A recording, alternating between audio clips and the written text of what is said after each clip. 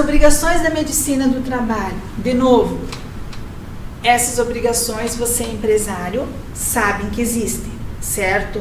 A pergunta é, você está cumprindo? É aí que também está movimentando o cenário, tanto da segurança do trabalho quanto do empresariado em relação a isso social. Lembrando, né, o que é essa medicina do trabalho? A preocupação desse ramo da saúde é a qualidade de vida e segurança do trabalhador. E existem várias regras desde 1977, tá? E aí existe uma fiscalização conjunta, onde as empresas deverão criar boas condições para o trabalhador, ok? Existem normas reguladoras de segurança e medicina do trabalho que precisam ser cumpridas de acordo com a atividade das empresas. São as chamadas NRs, tá? Existe NR para tudo que existe desde, por exemplo, a empresa tem empilhadeira, vai ter uma norma para aquilo ali. Então, essas NRs que orientam a medicina do trabalho, medicina e segurança do trabalho, tá? Então, só para ter exemplo, só para ter ideia, você tem funcionário, você vai precisar sempre ter uma assessoria, mesmo que é proporcional à tua atividade, ao número de funcionários, mas você precisa ter uma assessoria de medicina e segurança no trabalho. Primeiro, por quê? No programa de controle de médico e saúde ocupacional da tua empresa, o PCMSO, que você vai conhecer ele mais pela sigla, o que nesse programa ele prevê? Que cada contratação você faça um exame admissional. Dependendo da atividade, vai fazer exame periódico, né? Dependendo a situação de, por exemplo, o funcionário estava doente, se afastou, o funcionário teve um acidente, se afastou, e ele vai precisar fazer um exame de retorno do trabalho. Isso está lá no PCMSO, tá? Ele mudou de função de um setor para outro, né? Ele precisa fazer um exame de mudança de função. Ele vai sair da empresa. O que precisa fazer antes da rescisão? O exame demissional. Você sabe que existe isso, certo? Você sabe que está obrigado a isso. A pergunta é, você faz tudo certinho de acordo com o PCMSO? O que mais nós temos lá?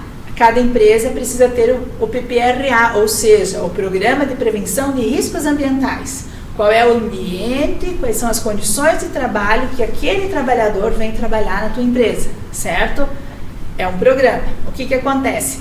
Outra situação, nós temos ali o PCMAT, que é o Programa de Condições e Meio Ambiente de Trabalho na Indústria da Construção.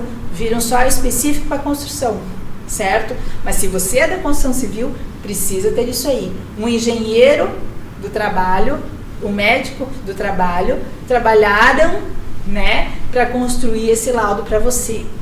Já falei durante esse nosso treinamento do PPP, o Perfil Profissiográfico Previdenciário.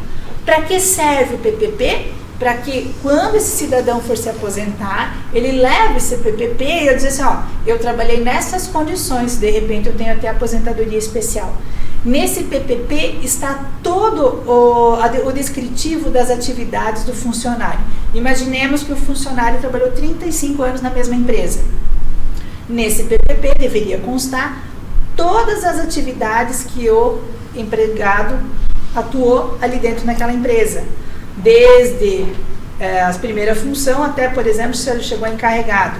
Encarregado de qual setor, tá? Então, isso tudo tem que estar descritivo no PPP, onde a empresa é obrigada a entregar para ele quando da demissão ou quando ele pedir, por exemplo, para se aposentar. E esse é um documento que vai dar de base para o tipo de aposentadoria que ele vai ter. Então, o que nós temos também de obrigações da empresa é o LTCAT, né, que é o Laudo Técnico das Condições Ambientais de Trabalho. O que acontece? Através desse laudo, certo, o Ministério do Trabalho acompanha se as condições que você oferece aos seus funcionários estão ali mesmo, certo? Existe também Programa de Conservação Auditiva, PCA. É um programa adequado a cada empresa, cada tipo de atividade, onde, né, os testes de audição são feitos periodicamente. Dependendo do porte da empresa, também é interessante que ela tenha uma CIPA, Comissão Interna de Prevenção de Acidentes, onde ela vai trabalhar todos esses documentos e aplicar na prática com seus funcionários, tá? Então nem toda empresa tem, mas seria interessante para empresas que são maiores, inclusive, ter essa comissão interna de programa de prevenção de acidentes, tá? Que também está lá numa dessas normas regulamentadoras, essa CIPA está prevista, vamos chamar assim, né? Então, o que acontece, assim, que hoje nós temos em relação ao E-Social e à medicina do trabalho, né? De todas essas obrigações, o que vai estar incorporado ao E-Social? Lembrando, a legislação já existe, né? Tanto do PPP quanto da comunicação de acidente de trabalho, certo? Porém, agora nós temos que incorporar no E-Social. E aí o pessoal da segurança do trabalho que também está tendo que se agilizar para se adaptar ao E-Social. Mas depende de quem? Do empresário, você que está vendo essa nossa conversa. Então, assim, ó, converse com essa turma que está te dando suporte em segurança e medicina do trabalho, que eles também vão estar atuando em relação ao E-Social, tá? Então, o que acontece? O PPP, é o Perfil Profissiográfico Previdenciário, né? Toda vez que tiver uma mudança de função, aonde se vai informar? Num evento de mudança de função dentro do E-Social, certo? O cidadão se acidentou, ok? Você vai acontecer um evento, esse evento de acidente, vai dizer que tipo que é, e vai pedir para emitir a CAT, tá? Então, a comunicação de acidente de trabalho.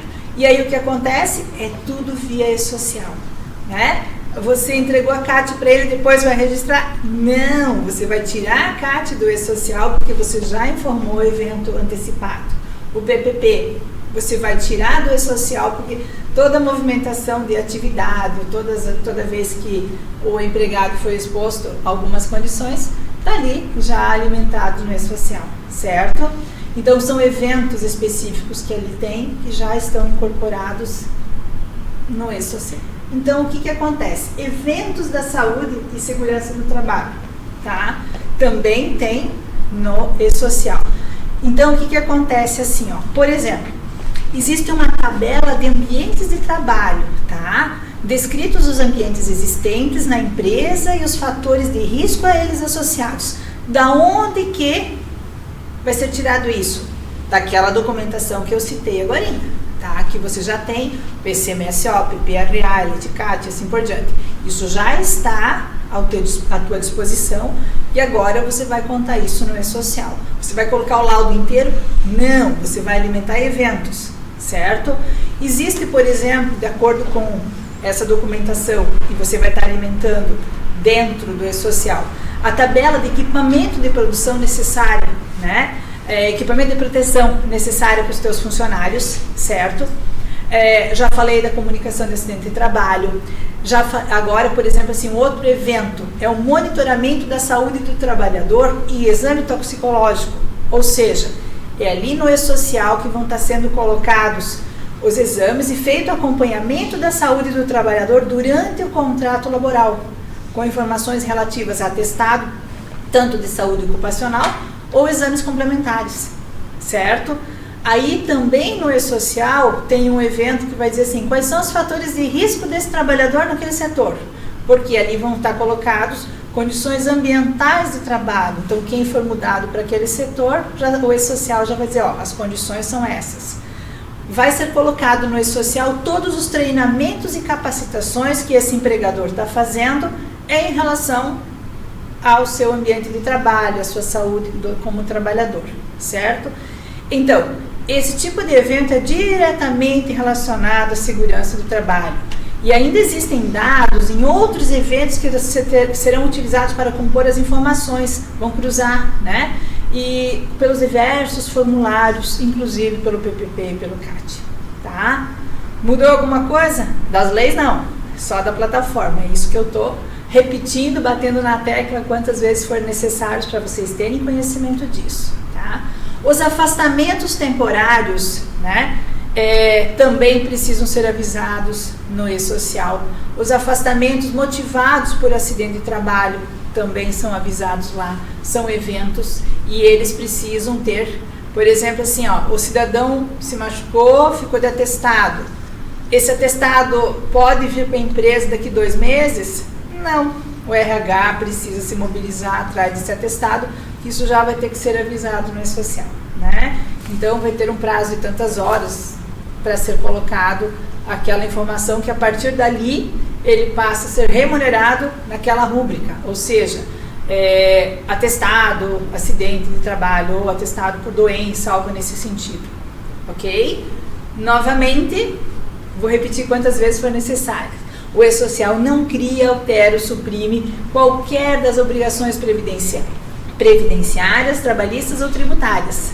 Apenas racionaliza e simplifica o cumprimento das obrigações já existentes. Se eu não atender o E-Social, o que vai acontecer?